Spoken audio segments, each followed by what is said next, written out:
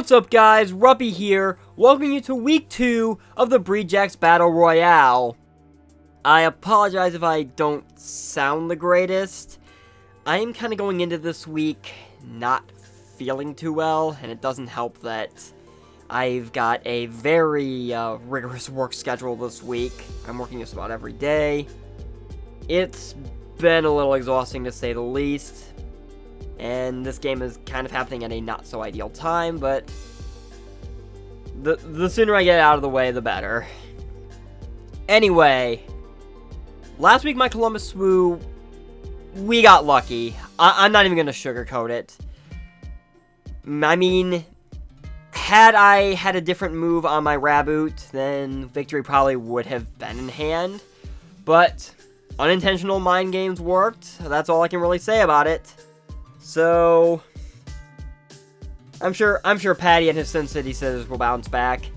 Going into week 2, however, we're hoping to get a more decisive win, I guess, as we face the San Diego Snugglers, coached by Grandmaster D.Rey. Now, D.Rey is someone I have actually played before, and not that long ago, actually. Anyone who has followed my IBL season will probably remember what happened when I did play D.Rey. For those that haven't seen it yet, well, this happened. He is probably really confused as to why sunny day. I'm gonna show a weather ball.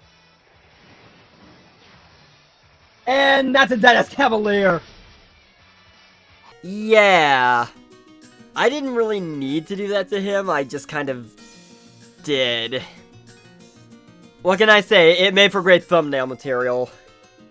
Regardless, I don't think I'm going to be pulling something like that on him again, though to be fair, we have completely different teams in a completely new league, so we'll see how this time shapes up. You can see my team just chilling in our locker room, as always. Just relaxing, having a good time. Let's turn it over to the chalkboard now and see exactly what we've got going on here. His team will be appearing off to the right.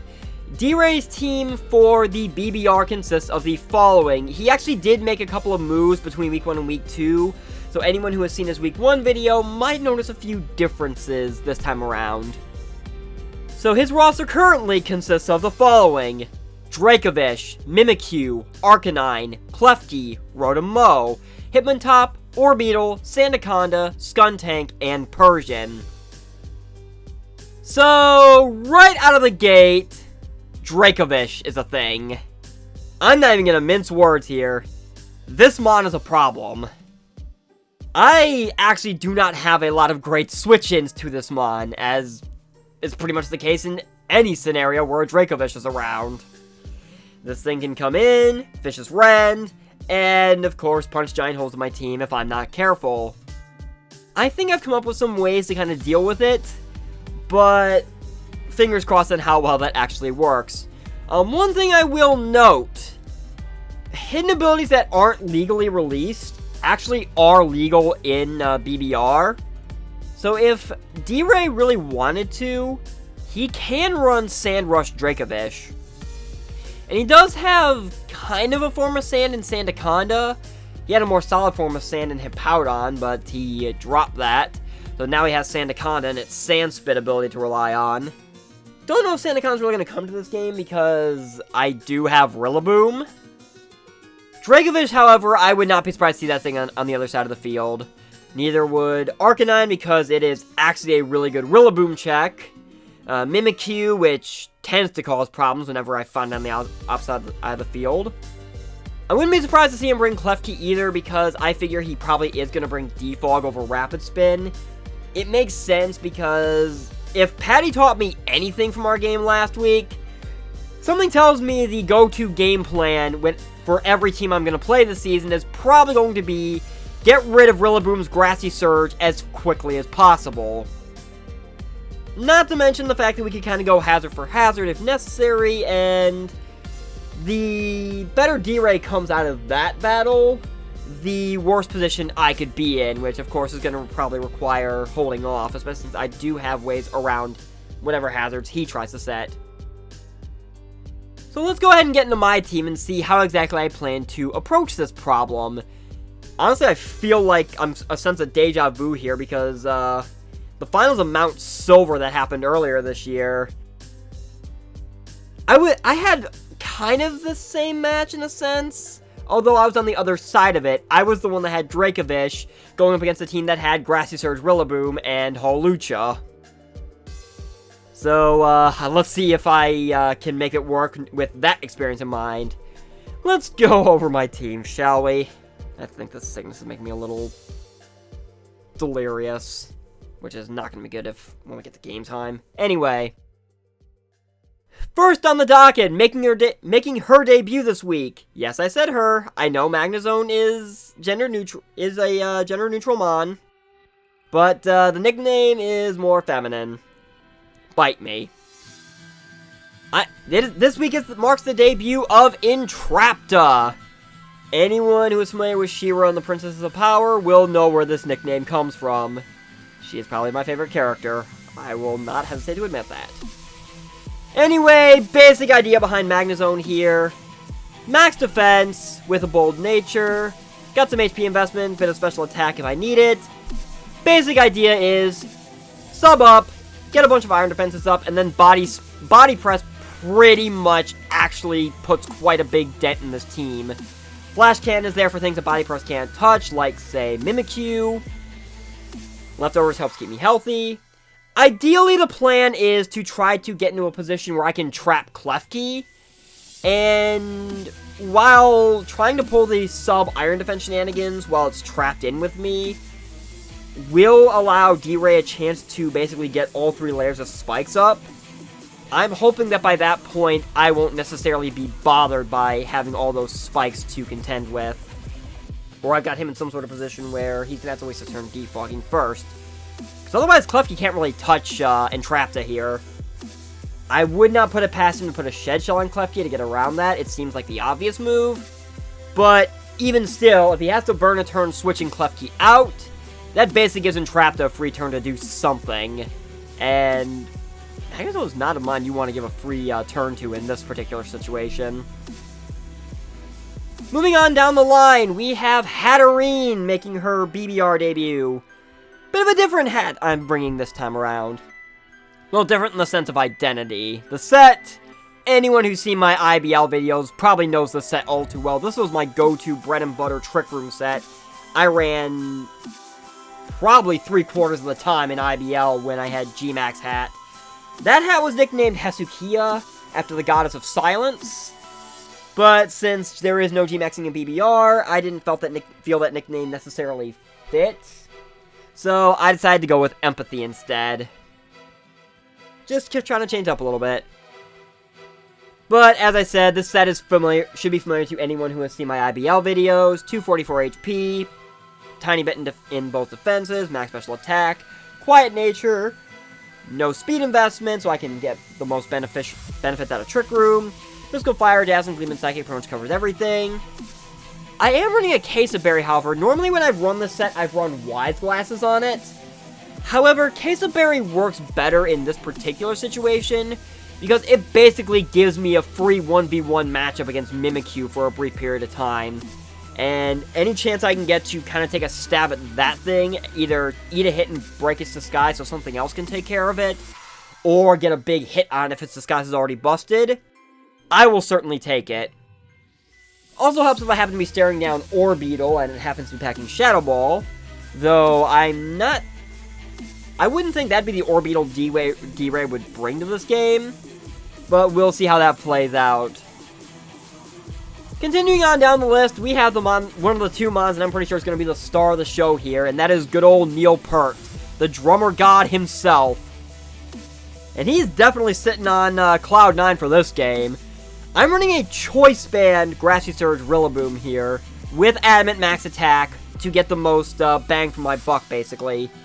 252 speed, just basic set, because I'm just trying to get as much out of Rillaboom this game as I possibly can. U-turn allows me to pivot. Grassy Glide is auto priority in the grassy terrain as long as I keep that. which effectively allows me to neuter Dracovish and its Vicious Wrens in pretty much any scenario I can keep that thing in. High horsepower is really good for things like the Klefki, or especially the Arcanine, which is probably going to be his most common switch into this thing. Basically, in most scenarios, I can probably even get off a free high horsepower. Darkest Lariat is actually a bit of a last-second change. I originally had Knockoff in this slot, though after a bit of discussion amongst my front office, we realized since I brought up Orbeetle earlier, we realized the possibility of an Iron Defense Calm Mind Orbeetle, and that could actually cause me a lot of problems if I let it set up.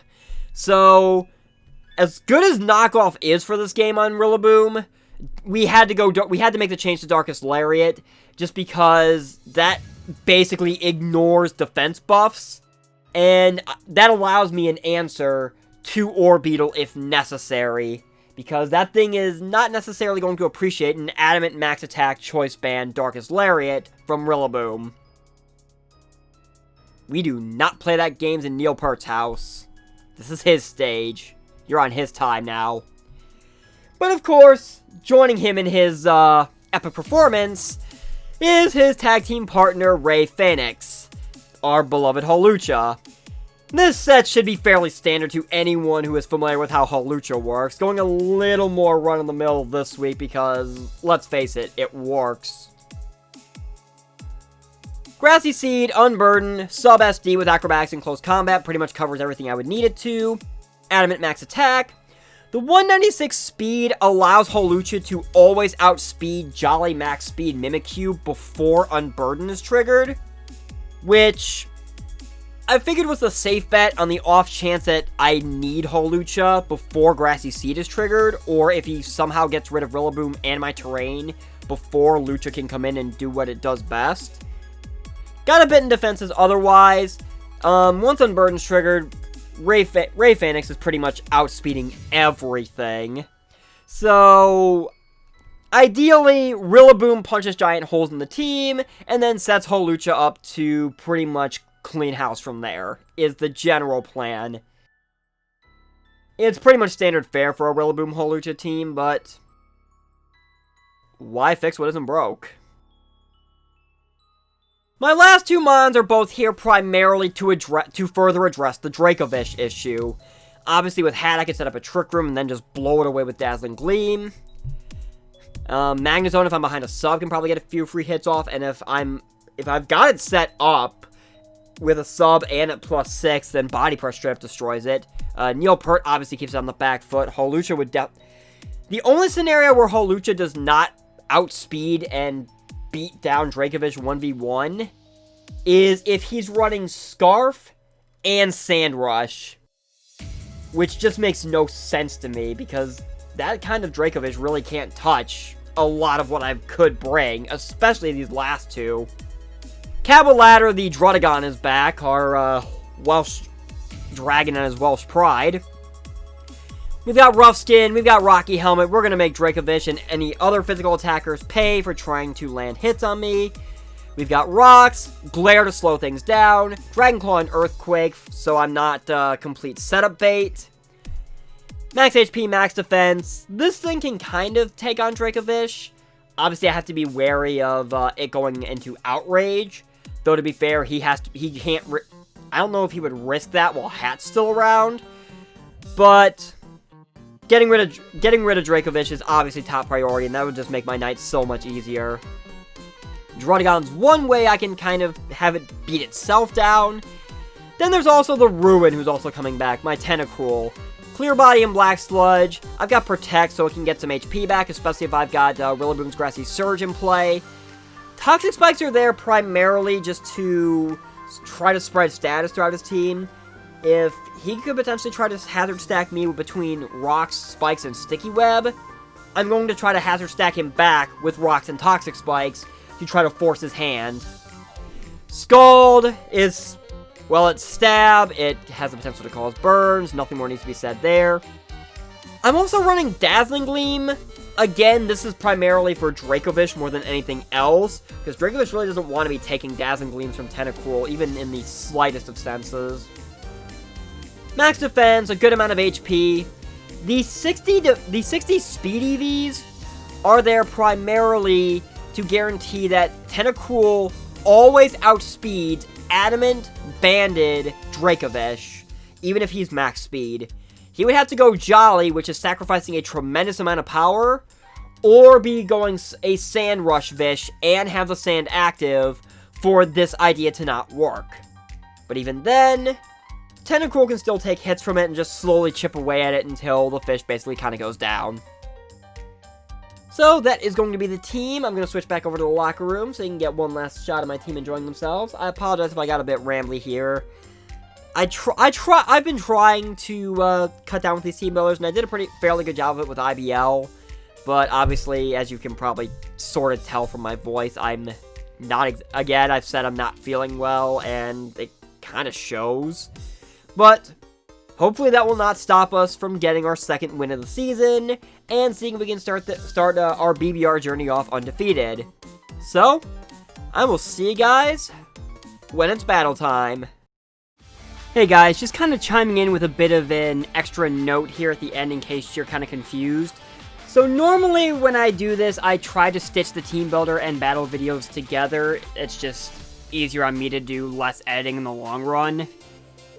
I'm making an exception for this week in BBR though, purely because, well, I'm not going to say how long it is. I will kind of save that for you to find out for yourselves tomorrow. But the battle itself took an extremely long amount of time, to the point where I will say that if I stitched the team builder and battle videos together as I normally do, that video would be well over an hour in length. And I don't think anyone is really going to want to sit through that. The battle is going to be long enough itself to kind of sit through. That's just how long D.Rey and I somehow actually managed to go when we played that game. So, I decided to separate them into two videos this time around. The team builder is up now. I mean, you wouldn't be hearing me say this if that wasn't the case. And the battle will be up tomorrow. So, that said, thank you guys so very much for watching this video. I have been Ruppy, and I will see you guys tomorrow for the battle. Take care.